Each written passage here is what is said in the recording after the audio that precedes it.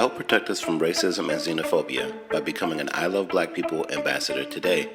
Join on iloveblackpeople.com. No matter where you are in the world, join us today and get access to the I Love Black People network. Special thanks to Banneker Communities.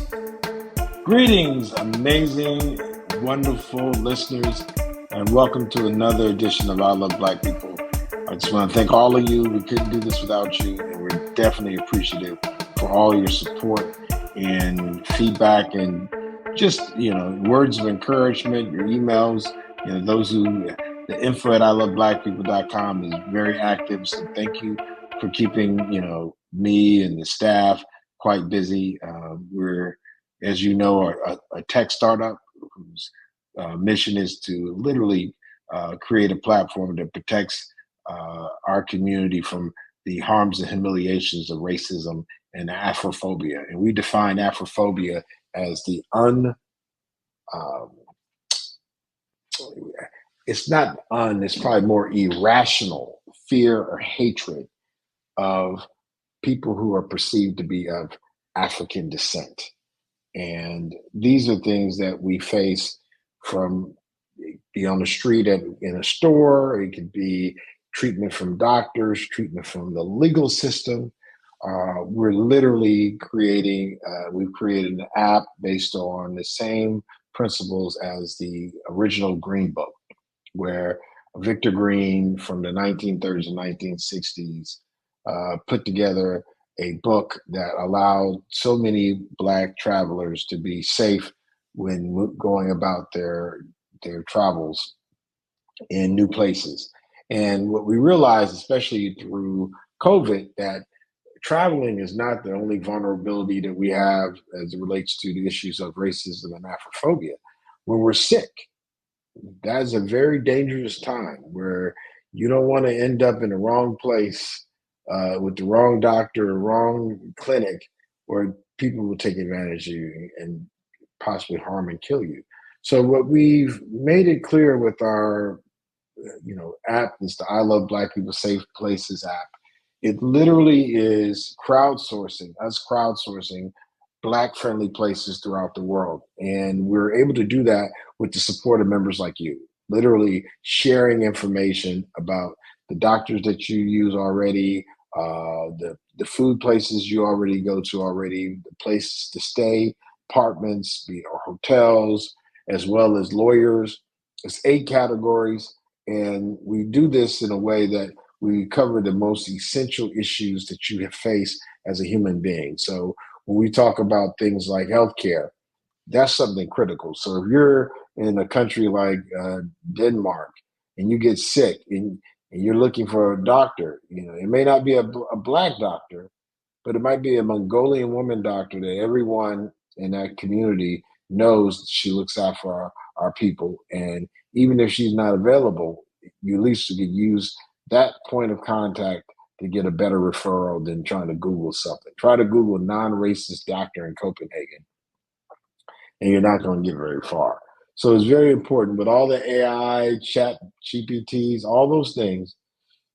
We are the ones we've been waiting on. No one's going to come and save us. So what we're doing is curating this information for ourselves. And just to add another fine point on that is that it's more about us being safe than it is about turning over the dollar. People talk about financial literacy and generational wealth. All those things are great, but we're not going to out generational wealth this issue of racism and Afrophobia. You can be rich as the richest or the poor as the poor. They lynched all of us. So there was no way doing Jim Crow segregation to put yourself in a position where you couldn't be lynched because you had money. In many ways, successful Blacks have consistently been targets of systemic white supremacy and violence that it actually uses to harm our people. So we're very, very, focused on ways that we can leverage the unity we have as a people in sharing information about key places to go that we can get the dignity and respect that we deserve in key areas of people activity, like I said, place to stay, places to eat, legal, healthcare, childcare, education, beauty, transportation, finance. These are all areas where you want to make sure that you're dealing with people who don't have some irrational fear and hatred of Black people. So, with that being said, if you haven't already, make sure you download our app. We have some very great upgrades on the app. Just to give you a shout out, it literally now we have our own chat feature, so you don't have to go to WhatsApp or some of these other social media. We literally have organized committees in each of the categories that we're literally building and crowdsourcing in. And you can join those committees. Everything is, of course, for free. And you get in there and start organizing and working with our people.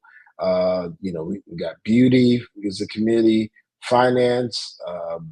We have a committee called uh, HBC Oasis. Now, you heard me mention on the show that we have a pilot program where we focus on youth gun violence, and we literally have been targeting places that are key in and around Howard University, a historically Black college.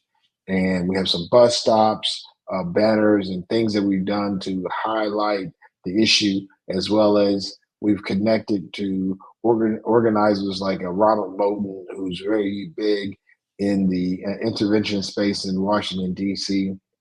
But what we've said as our premise is that HBCUs are all across our country, and they've been beacons of light for our communities, especially as for the young, Black, and gifted. And so anytime our young people are in the vicinity or area of a historically Black college, they should be bastions of safety and nurturing for the young, Black, and gifted, in college or not. And we need to focus on making sure they're safe while they're in those communities where our HBCUs as a focal point. And we also have other committees, healthcare, like I said, education, um, legal, the Black Blockchain Summit, huge. We have a committee on there so that, we're very, because we're a tech startup, we know it's important that our community is aware of the technology out here.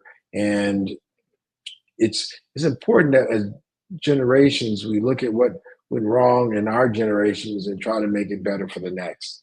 And I know as a Gen X person that, when technology developed like the internet, in many ways, Black communities throughout the world were not actively a part of those developments. Even though we had key African involved in actually the creation of these technology, our communities at large were not targeted to be those who were be taught and shown the best ways of using and understanding these technologies. And what we said, we weren't going to let that same thing happen as it related to technologies like blockchain.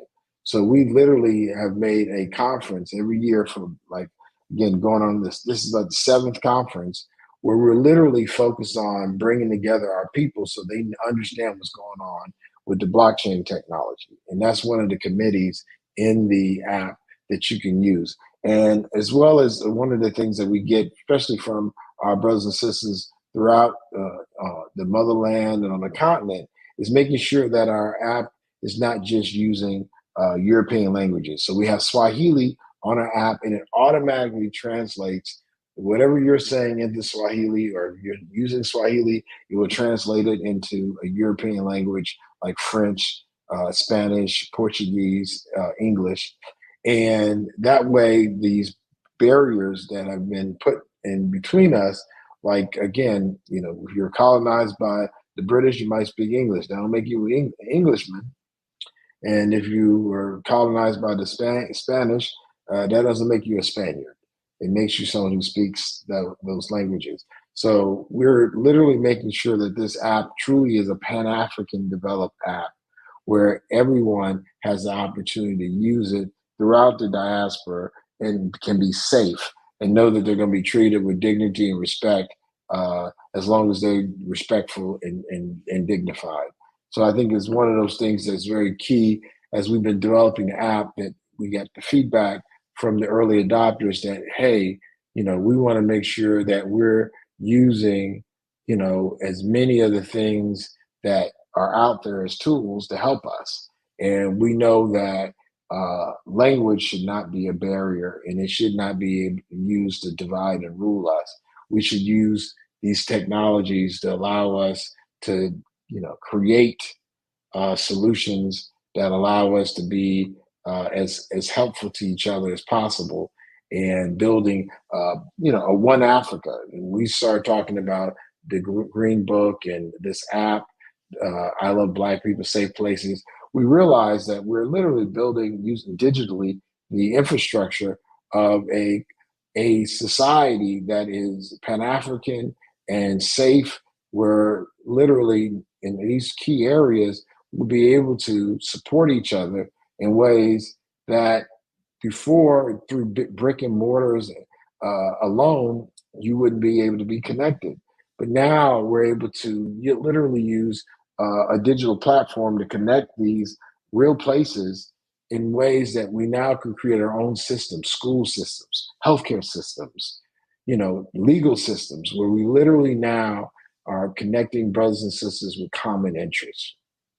It's not just enough to be a part of our community and just say, I'm Black, or I'm African, or I'm African American, or whatever set you claim. Is really about your interest in working together to make sure we're protected. And the app is that tool, and our initiatives that you see on the committees. Once you open up the app, you'll see, and make sure you join the committees and be a part of the conversation. I think that's what's key, is making sure that people of like interests are able to come together and leverage the brains of other brothers and sisters that are interested in solving the key problems that face our communities, that have been solving. And one of them is huge, is violence. And we're definitely concerned about how that violence impacts our young people. And even if you don't have children in places that have high levels of violence, as long as we have one child in a violent environment, none of our children are safe. And we know that when we start talking about HBCUs and our places of higher learning, we need as many brothers and sisters in those schools as possible. Well, if we're allowing them to be murdered by gun violence, it takes a toll. And there's a lot of statistics on how many brothers and sisters are being murdered in the United States due to youth gun violence. And the way we're approaching it is that we're not only looking at it as a problem to be solved just by brothers and sisters in the US, we're calling for help from all over the globe, with as many people who can use their brains and their support to make sure our young children in our communities in the United States aren't getting murdered. Like, it's unacceptable to be in the United States with all the so-called technologies and all the advancements. You got the FBI, the ATF, the DEA, the Homeland Security, the Marshals, all these agencies, and still young Black people are obtaining illegal handguns and are able to commit crimes that end up killing other young people and other people in general, but young people specifically. That's unacceptable. And when we talk about this, we're the adults in the room. We don't blame young people for the conditions of communities. We have to hold the adults, and we're the adults. And it's more of us than them. Like, we literally have to figure out, and this is why we're building, is how we can organize the people who of goodwill, who want to see an end to this and have new ideas. Because we already have some really amazing gifted teachers out there, people involved in the education system, from principals to aid workers and social workers, as well as activists. But we need to leverage the brains of everyone in our community. If you're an IT professional, you should be ending youth gun violence. If you're an accountant, you should be helping to end youth gun violence. If you're an engineer or a finance advisor, your efforts and your talents are needed and are necessary to end something like youth gun violence that hasn't always been here. if you're really thinking about it, a little more than 50 years ago, you said that there were young black kids shooting at people, like it'd be crazy, or sticking guns in people's faces to take their car. Now, again, I'm not saying we come from some panacea. Was There was no wrongdoing. People did steal cars and steal things, but they weren't sticking illegal handguns in people's faces, telling them to get out the car. So we know that this is something that has not been prevalent for our total existence in the United States. But we know that we need all well wishing, good intentioned members of our diaspora, as well as others that love our people, to make sure that our people are safe from this youth gun violence. And we're asking as many people to, of course, download the app and join the committees around that. And then also, just want to give a shout out. Every month now, we're doing an emerging technology webinar. And as I said about the creation of the Black Blockchain Summit, how we wanted to make sure that our communities didn't get skipped over when it came time to learn and understand these technology. We've taken that concept and now made it virtual. Every month, the last Monday of the month, we'll have a seminar. It's about 45 minutes to an hour, where we literally have some of the top minds in this space throughout our communities uh, teaching to help us understand how best to use, to create, and develop these technologies for the interests of our own communities, for your own business, for your own studies, for your own family. These are things that we can use as tools. And we want to make sure that when these tools are discussed, that they're discussed in the context that we're focused on us, that literally is our communities and the center. It's not about us trying to, you know, figure out how this all, connects to us. We're center and make sure that our people and our issues and our concerns are front and center in the discussion of these technologies and how that best we can access these technology and create for ourselves. It's just not about consumerism. It's about how do we create for ourselves and build and develop the self-determination to have control over these technologies for the interests of our community. So super important with the webinar and the emerging technology. And shout out to AfroBlocks, shout out to Melanin, shout out to all the sponsors and supporters that we've had. DC Economic Development DIMPED, like we've literally had support from a whole wide range of groups throughout the DC government and other private entities like Perkins Coie that have been very supportive of us making sure that specifically the Black communities throughout the world are able to access technologies that literally will take a quantum leap. And I'm using the term my pastor at Union Temple uses, quantum leap. This is the year of taking quantum leaps. We're not taking baby steps anymore. We're not doing incrementalism. We're taking giant steps. And in talking about giant steps, I know this year people are talking about the presidential races, and one of the big things that's come up with is Joe Biden's. They say age, but it's really not his age as much as his mental and mind well-being. And so, I normally don't talk so much about these issues because I think it's more about us organizing with each other.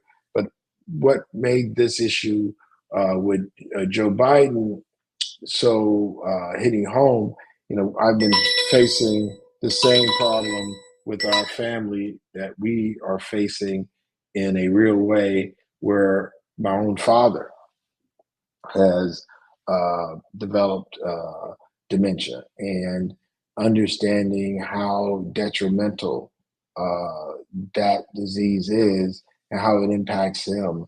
It makes me realize that when, watching Joe Biden, first of all, they got some great drugs. They got him on some of the best. I wish my family could get access to the things they're doing to treat him. But I think what we saw with the debate is a part of some type of internal. I said civil war on social media, but I don't want to speak to violence. But I think the Democratic elite and establishment already was aware of Joe Biden's condition, but to have him do a debate with Donald Trump before any of the conventions, before there's actually a nominee. And remember, like, these are all party functionalities. This is not like the government per se. So literally, the Democratic Party doesn't have a nominee until they get voted on in the convention. They have delegates, and of course, Biden has the most, but it's still a process. And it was unprecedented, excuse the pun, to have a debate prior to there being clear nominees from the two major parties. And to allow a debate like that to happen when Donald Trump had already been experiencing some setbacks with his court cases was not necessarily politically something you see. Normally in politics, if your opponent is falling, you don't get in the way. You don't cause any more distractions. You let people focus on the issues that they're having and don't create a stage where they can look presidential. And that's what was allotted and afforded Trump by even putting him on the stage with Biden and say that someone who's committed the crimes that he's been now convicted of, and to put him on stage with the sitting president, it makes him look presidential. It makes it almost as if what he's actually been going through with the court system doesn't matter because he's on the stage. And it might have been a better posture for the Biden campaign to say, we're not going to debate people who are currently committing crimes and are being convicted and probably shouldn't be in a rational world a candidate in the first place. But instead, they served up this situation late at night. Now, listen, like I said, my father has vascular dementia. Late at night is not a good time.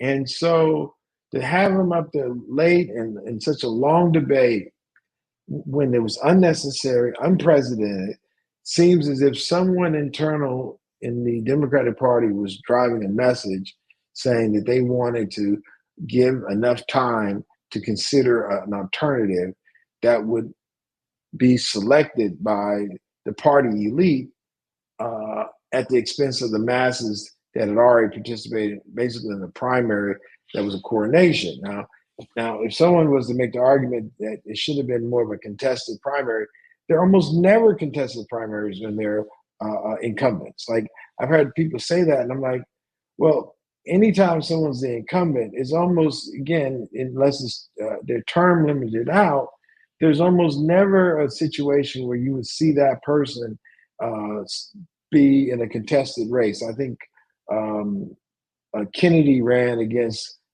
Carter at some point when his reelection. But all of those things distract or allegedly distract the party, and they want to get into party solidarity and get behind the candidate and all those things. So in a real way, it's not something typical that you would see where you have a contested race when it's the incumbent. With that being said, if they think that Biden is not up to par, we have a vice president that's super capable, who's amazing. Kamala Harris. Now, I am biased. I'm just going to say this out loud. She is also a Howard University alum. And literally, she's someone that is a part of some people I respect in the circles that I know. We're not going to let them disrespect the first Black woman vice president. I've had people say, well, is she this or that? I'm clear she's Black. There ain't nothing blacker than being a Howard University young student and staying in the quad and being as active as she was and is and continues to represent in our community of Black folks. And yes, we come in all kinds of shades and sizes, and we're not going to let them throw our sister away in some type of weird context. That's our black sister. She is the vice president. She's the first woman president, vice president, excuse my slip, president.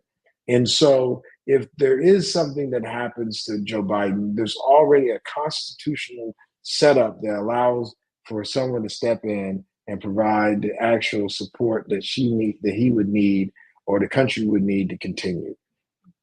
And they're bringing up other names. There's only one name that has been already vetted by the people. There's only one name that has been with Joe Biden this whole way, and that's Kamala Harris, vice president. Put that vice president on that. Put some respect on her name.